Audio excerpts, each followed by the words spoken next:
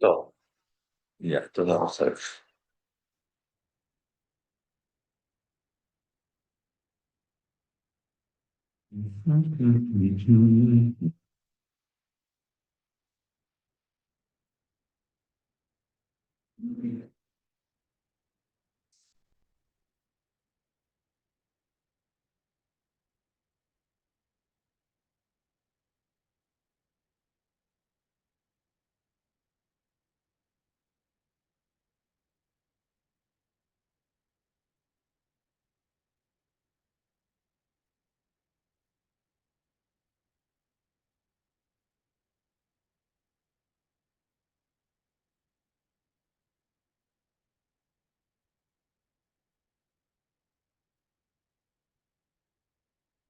Ok, ahora sí, dime un comprendido, por favor. ¿Se ve la pantalla y me escuchan? Sí, doctor. Sí, doctor. Ya, muy amables. Vamos a iniciar la reunión, pues, ¿ya? Ok, entonces, es- por favor, vamos a estudiar la reunión. Ok. El día de hoy vamos a revisar lo que es dentro del capítulo género binario, ¿no? Vamos a revisar un ratito, por favor. Déjenme mirar acá.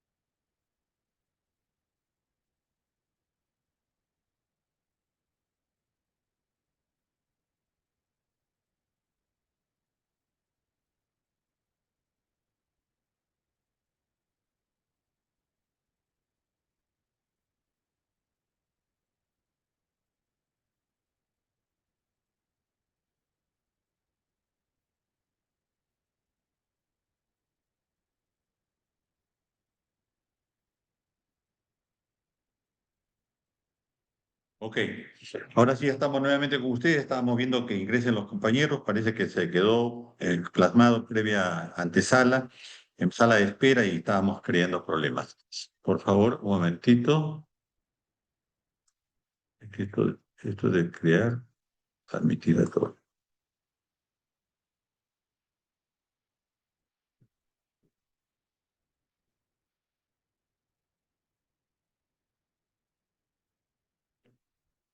Ok, ahora sí, les pregunto no por última vez, ¿se ve y me escuchan, por favor? Sí, doctor. Listo, ya comenzamos ahora sí.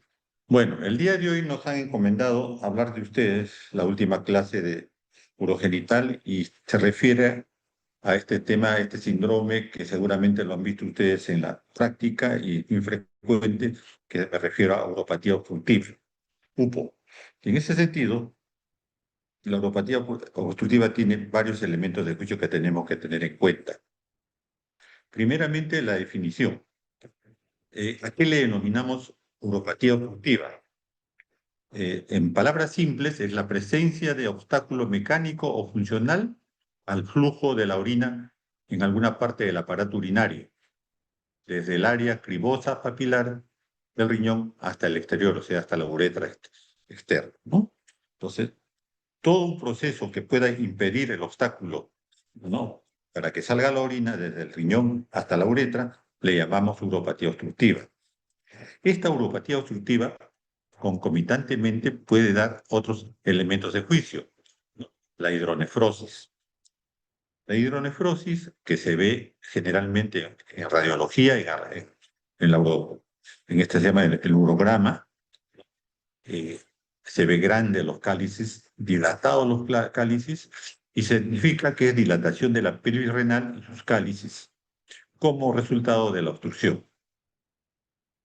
Ese es por un lado. El otro término que debemos recordar siempre es la nefropatía obstructiva. Una vez que se produce la neuropatía obstructiva, se observa la hidronefrosis, sobre todo en la vía alta, que vamos a revisar. Como consecuencia clínica, lo que va a dar es una nefropatía obstructiva y por lo tanto vamos a tener en cuenta que el daño va a ser del parénquima renal. Entonces son tres términos que debemos conocer.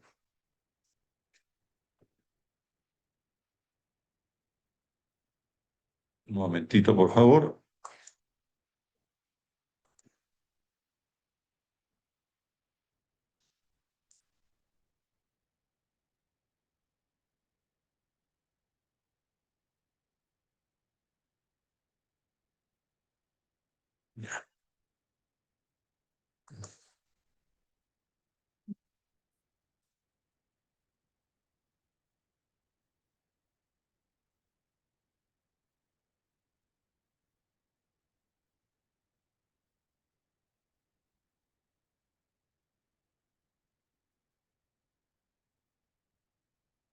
Pues bien, de lo que les he mencionado, ¿no?, se tiene como resultado que la presentación clínica de una nefropatía obstructiva puede ser aguda o crónica. Según el grado de obstrucción, puede ser completa o puede ser incompleta. Y según la localización, puede ser infravesical, o sea, inferior, o supravesical, superior.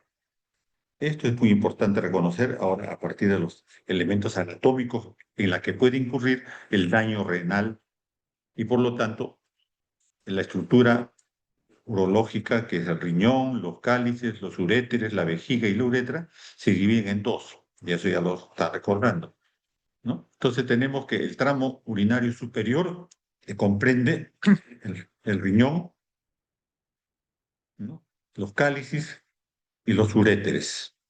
Y el tramo inferior va a ser la vejiga y la uretra. ¿Por qué me interesa saber esto? Porque va a haber uropatía obstructiva del tramo inferior y del tramo superior. Como es una cosa ascendente, que vamos perdiendo la funcionalidad de afuera hacia adentro, vamos a revisar primero qué es la uropatía obstructiva del tramo inferior. Les decía que desde el punto de vista anatómico tenemos al cuello vesical, a la uretra posterior, a la uretra anterior, en el hombre la uretra peniana, y el tramo superior tenemos todos los elementos que son basados en los uréteres y la vejiga, disculpe, y el riñón. Entonces, dos elementos, tramo superior, común inferior y tramo superior. Vamos a revisar las patologías por las que sucede la uropatía obstructiva en el tramo inferior, o sea, vejiga y uretra. Hay dos momentos en los que se produce la obstrucción. Un primer momento en la cual Se sucede la uropatía, sucede el cálculo, sucede el tumor, sucede de forma externa la próstata en el varón y produce la compresión y por lo tanto se produce una obstrucción. Esto es en el tramo inferior, me repito. En este primer momento, la sintomatología, los signos y síntomas que pudiera haber son imperceptibles, todavía no se siente. ¿Por qué? Porque la vejiga entra en una etapa de compensación en la cual comienza a aumentar de tamaño y se produce la hiperplasia del músculo de Tursor. En este sentido, las trabéculas, las centras y los elementos que contienen las paredes de la vejiga comienzan a dilatarse. Normalmente, la presión vesical está entre 30 a 40 milímetros de agua. Pues bien, en la etapa de compensación en la uropatía del tramo inferior comienza a aumentar, generalmente entre 50 y 100 milímetros de agua. Puede haber concomitantemente a ello una mayor sensibilidad para orinar, el paciente quiere orinar con mayor número de veces, ¿no? ¿Por qué? Porque la capacidad funcional que está siendo dilatada, ¿no? Disminuye el umbral de deseo de miccionar, el paciente va a orinar, como les refiero, y puede asociarse a polaquiuria. Va siguiendo, va aumentando, va irritándose más este tramo inferior y por lo tanto puede haber ya otros síntomas, la urgencia miccional, ¿no? Y pudiera tener en algún momento, rara vez, una incontinencia.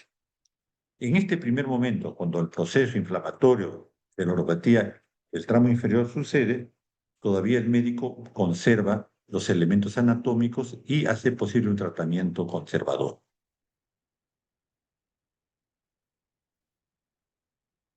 Pues bien, esta primera etapa en la que el paciente generalmente pasa sin síntomas o síntomas muy leves, va avanzando y ya el problema se hace mayor porque la vejiga ya no es capaz de mantener la dilatación de la misma y comienza la etapa de la descompensación. En este caso hablamos de la obstrucción del tramo inferior, ¿no? En etapa de descompensación. Sucede cuando ya la obstrucción se ha prolongado por más del límite del músculo, hay agotamiento de la hiperplasia vesical, hay disminución de la capacidad contráctil del músculo detrusor y por lo tanto ingresa a una etapa de hipotomía vesical. Recuerden ustedes que todos los músculos se agotan, ¿no? Y al agotarse pierde pues esa cualidad de contracción. Y por lo tanto, en este tramo inferior en fase de descompensación existe la hipotonía vesical. Ya se observa, si hacemos estudios, que el vaciamiento es incompleto. Ya no se evacúa el 99% de la orina, sino ya va quedando. Y a esto le llamamos residuo vesical o residuo postmiccional. Concomitantemente a este problema clínico, aparece dificultad para miccionar, el caudal, la fuerza, el chorro con la que sale la orina se hace menor, disminuye, se asocia a la polaquiuria y sigue avanzando el problema. Todavía seguimos en el problema obstructivo inferior, parece incontinencia por rebosamiento, o sea, hay pérdida insensible de la orina, esto es más frecuente en el varón que en la mujer, ¿no? Y llega un momento en que hay globo vesical, en el varón o en la mujer, más en el varón, en la que en la zona púbica, en la zona suprapúbica, tenemos como si fuera un tumor. ¿Qué sucede?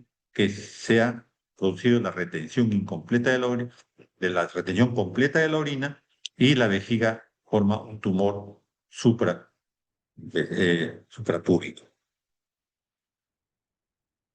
Estos son los dos momentos de lo que es la obstrucción en la parte inferior del aparato urinario.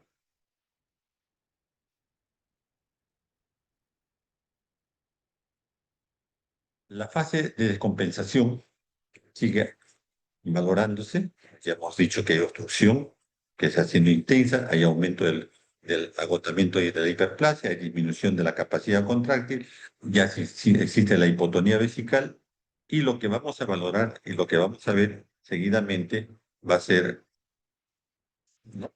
Va a ser el hecho de que la presión intravesical aumenta.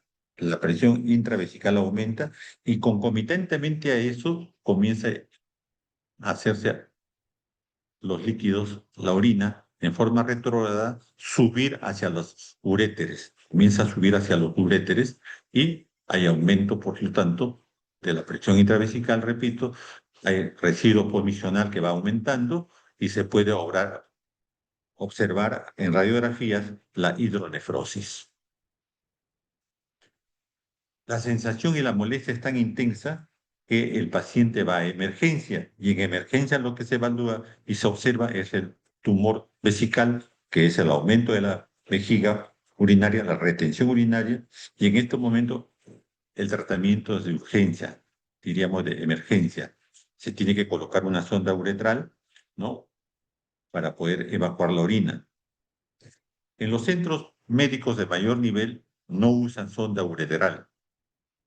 ¿Por qué? Porque llevamos de afuera hacia adentro contaminación y podemos producir una infección urinaria, que generalmente si hacemos eso sucede. Entonces la otra forma es, mediante una sonda suprapúbica por encima del pubis, pinchar con una aguja el músculo detrusor, ingresar a la vejiga y retirar la orina. Esto último nos ayuda a evitar las complicaciones, sobre todo de tipo infeccioso. Acá tenemos una valoración de la obstrucción inferior. Tenemos acá una maquinita que nos sirve para valorar la presión de la orina. Tenemos en la superior, en la vertical, tenemos la presencia de cómo es el flujo de la orina. En la barra transversa tenemos lo que es el tiempo y tenemos, ¿no? En negro la fuerza del chorro urinario, la fuerza del chorro urinario bien alta, esto es normal, llega a 30, ¿no? A 30 milímetros por segundo del caudal. Ese es el chorro normal, hombres y mujeres. Pero cuando hay en el varón hipertrofia benigna de próstata, en la línea azul, miren el caudal del chorro de la orina va bajando en el tiempo, va bajando en el tiempo, ¿no? Y la roja se refiere generalmente a lo que llamamos la estrechez uretral. En la estrechez uretral también hay un bajo de caudales, lo que es rojo. La primera en el varón por hipertrofia benigna de próstata. Lo segundo que puede ser por cálculos generalmente en hombres y mujeres. El contexto está que la presión de chorro del caudal de la orina es alta, llega a 30, pero cuando sucede la uropatía obstructiva por alguno de los elementos que menciono, va bajando. Y en el tiempo va disminuyendo aún más, ¿no? Esto se mide a través de una maquinita que nos permite valorar el caudal urinario.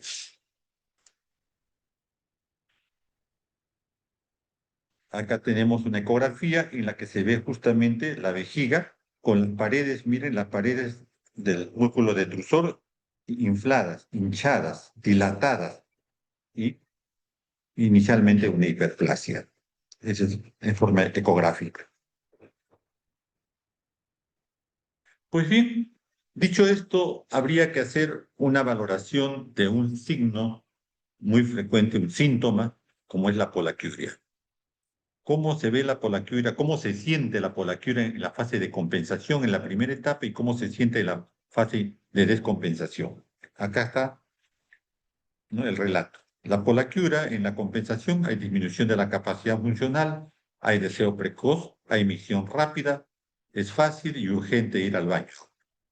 En la de descompensación, como la vejiga ya no termina de vaciar como antes, entonces la misión se hace más difícil, el chorro se hace débil y se produce una retención urinaria asociada a esa polaquiuria que ustedes ya conocen, que es la necesidad urgente de orinar, ¿no? Abrir el caño, orinar, terminar del mismo y tener la sensación nuevamente de orinar, polaquiuria.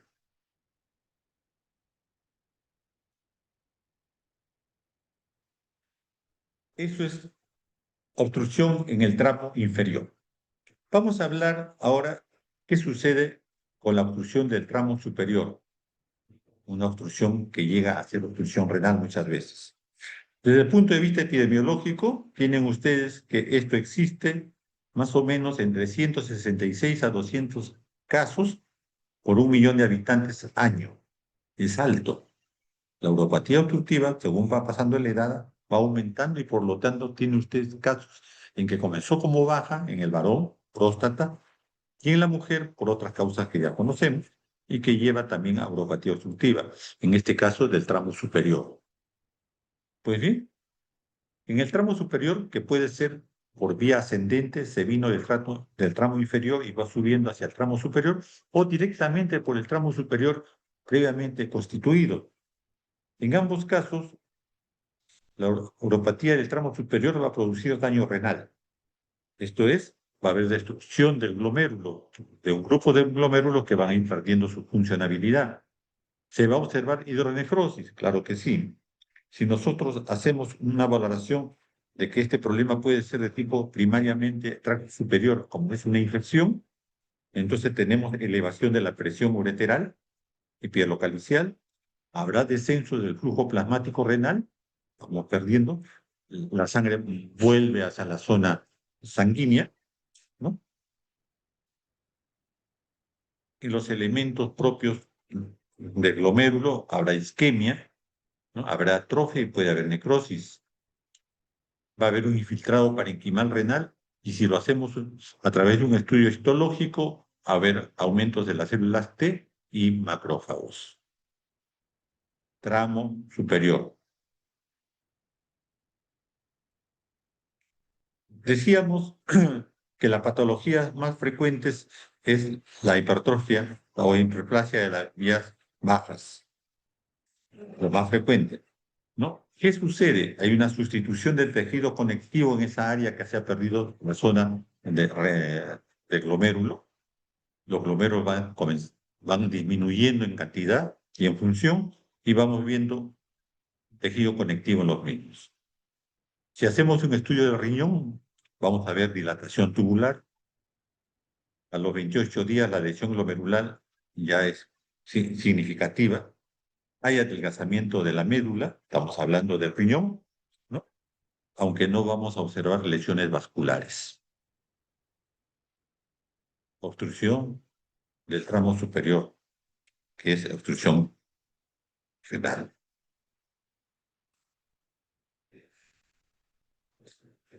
Tramo superior, el diagnóstico es netamente ecográfico, se puede hacer una ecografía intravenosa para poder dilatar y visualizar mucho mejor los uréteres, ¿no?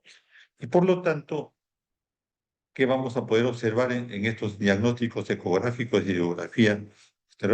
Ahora en la tomografía y en la gamografía, lo que de acuerdo a la necesidad que tengamos, vamos a observar rotura del forme, reflujo pielo-linfático, reflujo pielo-venoso y hipertrofia y hiperplasia.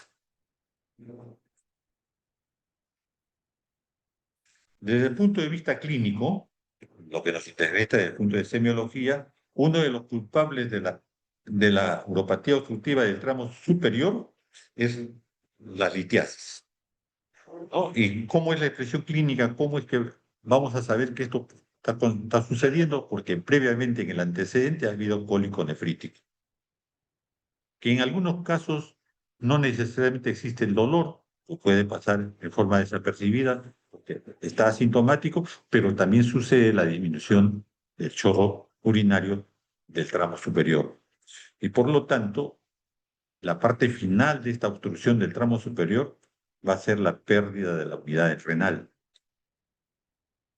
Y por lo tanto, nos va a llevar a insuficiencia renal crónica.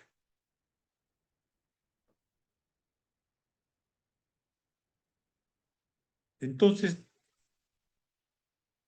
cuando nosotros tenemos una neuropatía obstructiva y damos tratamiento viabilizando la salida de la orina, ¿no?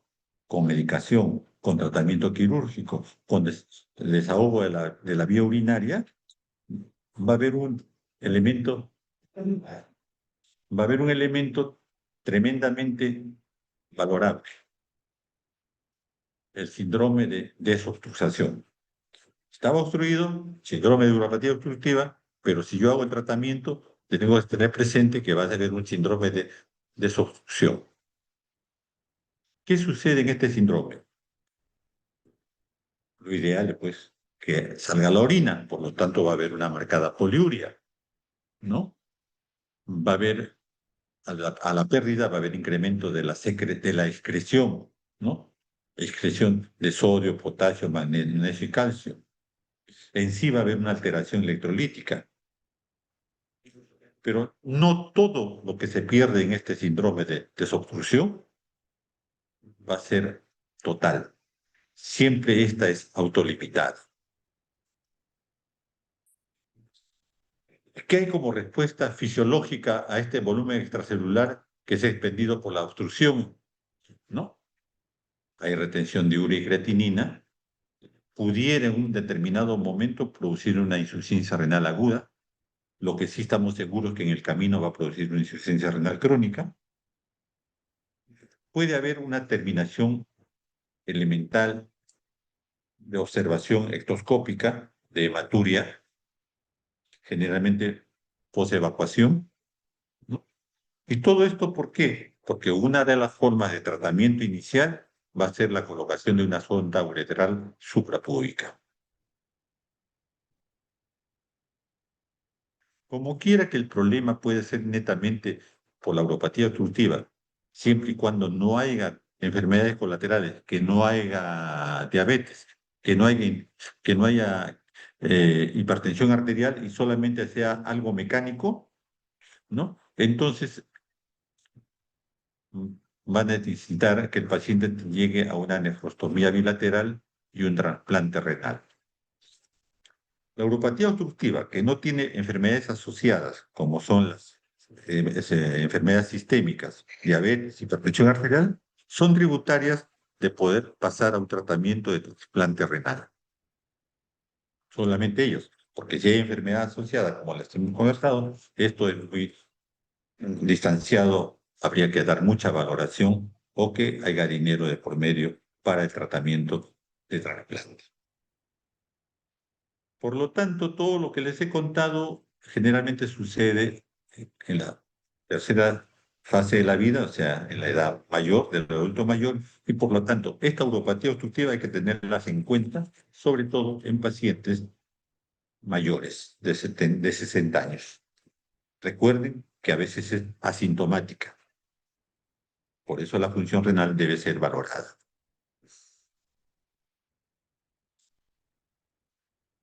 Como parte de la uropatía obstructiva nos han pedido que les hablemos un poco más del cólico nefrítico, ¿no?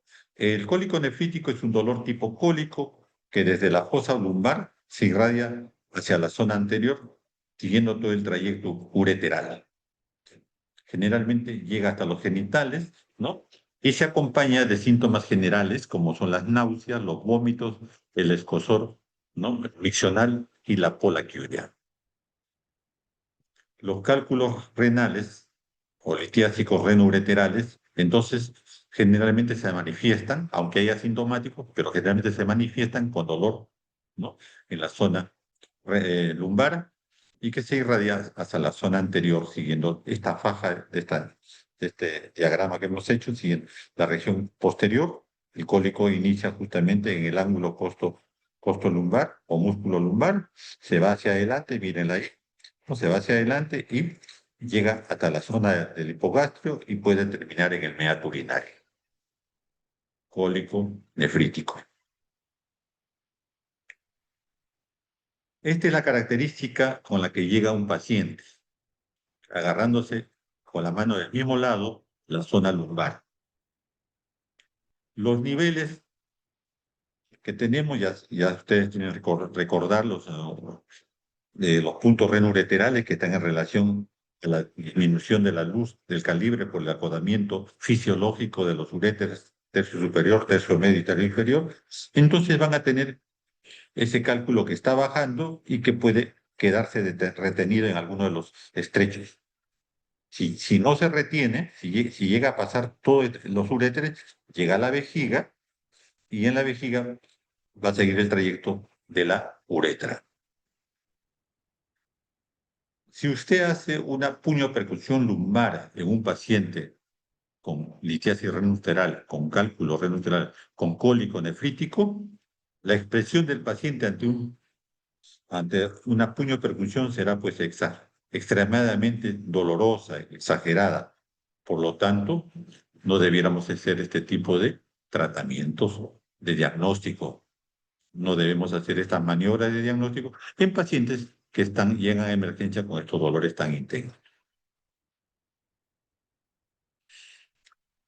Esta lámina es para mostrarles el trayecto de los uréteres, mostrarles el acodamiento de los mismos y ver que justamente los dolores aparecen justamente cuando el cálculo roza mucho más a la luz del uréter, ¿no?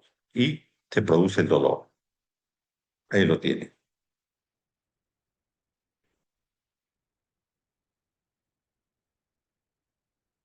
Pudiera ser que la luz es tan pequeña y el cálculo tiene un diámetro mayor y queda impactado en esas curvas fisiológicas del uréter. Y va a tener que ya el dolor no va a llegar hasta la zona anterior, sino el dolor va a quedar permanentemente en la zona lumbar. Hay que tener en cuenta que esto sucede. ¿Ya? Puede haber esos tipos de casos desde el punto de vista semiológico. Estos casos que estoy contando se ven en la emergencia hospitalaria, en la emergencia hospitalaria.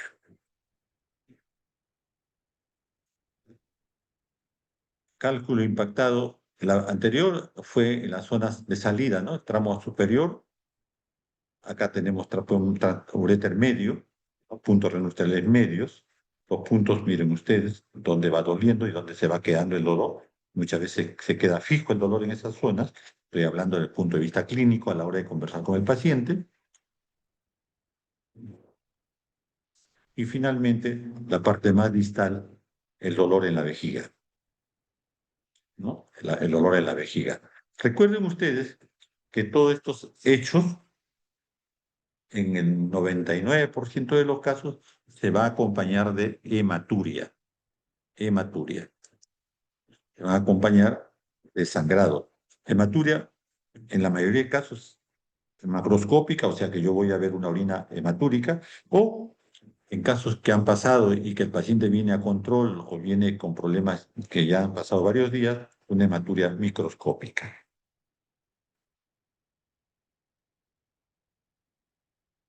Muy bien. Eso está en relación a lo que es uropatía obstructiva y cólico nefrítico. Finalmente, para terminar, vamos a hablar algo del síndrome prostático. Entonces, el síndrome prostático, la próstata en el varón, ¿no? Diremos que es un gran problema porque el concepto fisiopatológico está caracterizado por el crecimiento benigno del tejido prostático que ocasiona la obstrucción de la salida del trayecto urinario inferior en forma externa. ¿Eh? Los cálculos lo hacen en forma interna, la próstata en forma externa. ¿Ya? Hay tres fases en esto del mecanismo de uropatía obstructiva desde el punto de vista prostático: componente mecánico, componente dinámico y componente vesical. En la primera es casi asintomático y hay mayor actividad contráctil. En la segunda, el aumento del tono del músculo liso del cuello vesical todavía trabaja, pero ya crean mayores problemas. Y finalmente, hay contracciones involuntarias del músculo detrusor que ocasionan problemas al hombre que tiene crecimiento prostático. Esta hipertrofia benigna de próstata es causada más frecuente en los varones de mayor de 40 años y los conduce a la neuropatía obstructiva. A los 60 años, más del 50% de varones ya tienen problema prostático. Y a los 80 años, el 90% de los varones tienen problema prostático. Consecuentemente, tienen uropatía obstructiva. En menor o mayor grado, pero ya existe. O factores de riesgo para tener mayor problema con la próstata. El crecimiento prostático es a partir de los 50 años. Se dice que es más frecuente en las razas orientales. Los chinos están, la raza amarilla están más expuestos. Se dice que hay factores hereditarios. Si el papá fue prostático, hay muchas probabilidades que el hijo sea prostático, que el nieto sea prostático.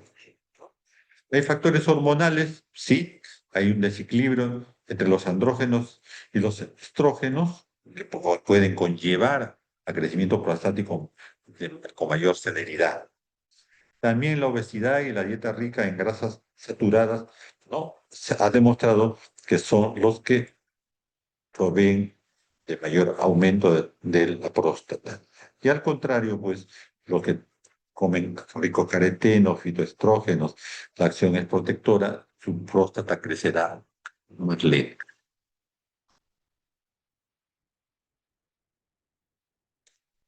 La clínica está en relación a la estrechez de la uretra, de la próstata y al crecimiento prostático. El tamaño del crecimiento prostático nos dará los síntomas, ¿no? Desde el punto de vista del vaciado obstructivo o los síntomas de llenado irritativo. Esto es importante. ¿Qué síntomas desde el punto de vista semiológico habrá? ¿No? En los obstructivos, dificultad inicial, chorro débil o lento, goteo visional, o sea, cierro el caño y sigo orinando, ¿no? El hombre sale, el abuelo, el padre mayor, sale con el pantalón mojado en la parte anterior, ¿no? No se da cuenta porque la pérdida final es sin signos, ¿no? Habrá una emisión intermitente, paciente que va al baño con mayor frecuencia, ¿no? Habrá un vaciado incompleto, la urgencia misional sí o sí, ya les he dicho, urgencia misional existirá, ¿no? La polaquiuria ya le hemos hablado, la nicturia, va a haber la inversión del ritmo urinario, el varón prostático se despierta 3, 4 veces en la noche a orinar, habrá dolor suprapúbico y en los pacientes con un prostatismo más avanzado habrá incontinencia urinaria, pérdida insensible de la orina y finalmente podrá haber lo que siempre hemos dicho, el globo vesical. El diagnóstico de un síndrome prostático, además de la incidencia epidemiológica que hemos hablado, está en relación a la anamnesis, está en relación al tacto rectal que se le haga para valorar el tamaño de la próstata y de paso valorar si hay o no zonas eh, eh, duras, ¿no? eh, que parecen piedritas y que hay que descartar en esos casos, también acompañado al prostático, el cáncer de próstata. Habrá pruebas de laboratorio y pruebas complementarias. La anamnesis ya la hemos conversado, ¿no? Es igual que las neuropatías obstructivas, de las que hemos conversado, lo que habría que incidir que también hay fármacos y antecedentes quirúrgicos que pueden hacer que aumente, ¿sí?, el problema de la próstata. Habrá que decirles que existe un cuestionario desde el punto de vista urológico que lo valoran los urólogos, ¿no? El tacto rectal es importante para la valoración de la hipertrofia benigna de próstata. Se dice que el tacto rectal da de sensibilidad a 45 a 90% y de especificidad de 62 a 74%. Con ello también asociamos el diagnóstico de cáncer de próstata. Los dos diagnósticos, hipertrofia benigna de próstata y el cáncer de próstata, se puede valorar a través del tacto rectal. Criterios de diagnóstico de laboratorio: el antígeno prostático elevado, normales hasta 4 miligramos por ciento, pero la normalidad valedera es hasta el 1%, de 1 a 4. De todas maneras, hay que estar haciendo chequeo semestral o cada año, de acuerdo a cómo veamos al paciente, pero lo normal es que tenga menos de 1 de antígeno prostático. Hasta 4 es normal, pero menos de 1 es lo ideal. Habrá que valorar el estado postmisional mediante ecografía.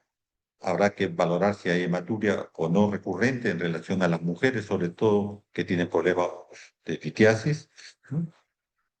Tendrá que hacerse un estudio radiológico para valorar la insuficiencia renal y la hidronefrosis y todos los elementos necesarios que conlleven la valoración de la próstata.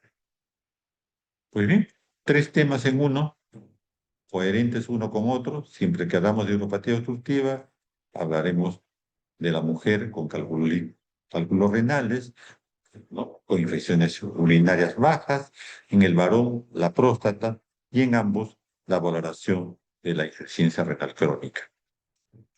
Muy bien, es lo que queríamos compartir con ustedes en relación a esta reunión que hemos reservado para ustedes. ¿Algún comentario? ¿Alguna pregunta?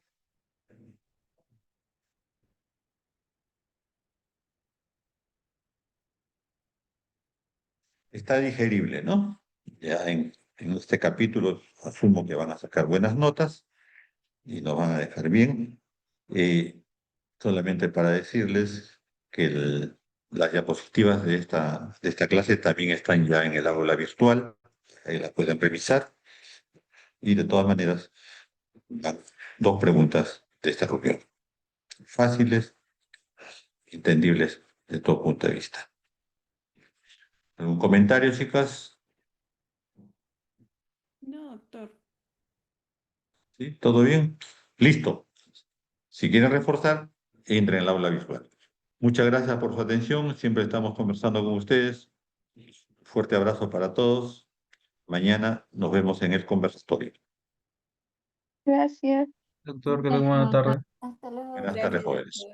doctor. Buenas tardes.